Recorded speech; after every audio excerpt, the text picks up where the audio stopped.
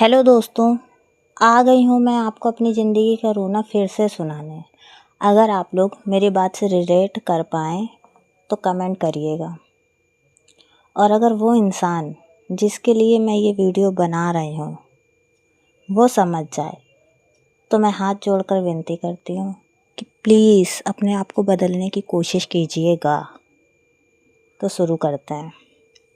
आज सुबह मुझे एक आंटी मिली। उन्होंने मुझे देखकर बोला बड़े ही रूखे स्वर में कि तुम तो कमाती हो ना। तो मैंने कहा हाँ जी आंटी, मैं जॉब करती हूँ। फिर वो बड़े रूखे स्वर से बोली ठीक है, करती हो तो अच्छी बात है। अरे ये कोई तरीका होता है बात करने का? तब तो मैंने उन आंटी को कुछ नहीं कहा था, लेकिन मुझसे रहा नहीं गया तो मैंने सोचा चलो वीडियो बनाकर ही आप लोगों को अपने मन की बातें बता दूं। मन तो कर रहा था कि मैं उन आंटी से कह दूं,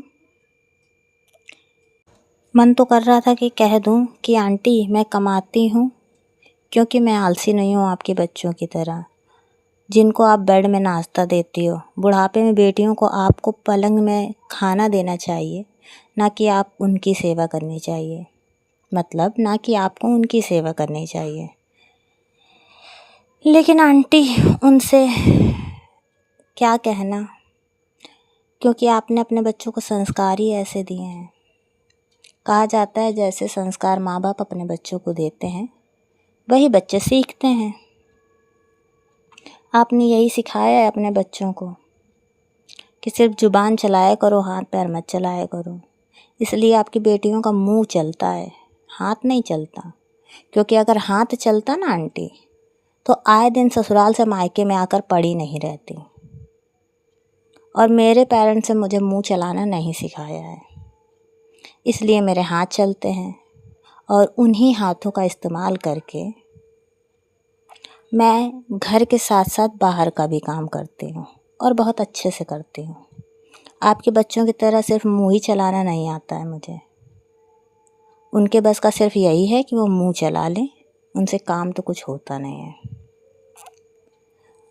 और एक चीज़ और, जॉब के साथ साथ मेरे कपड़ों पे भी कमेंट हुआ था, वो भी बता देती हूँ।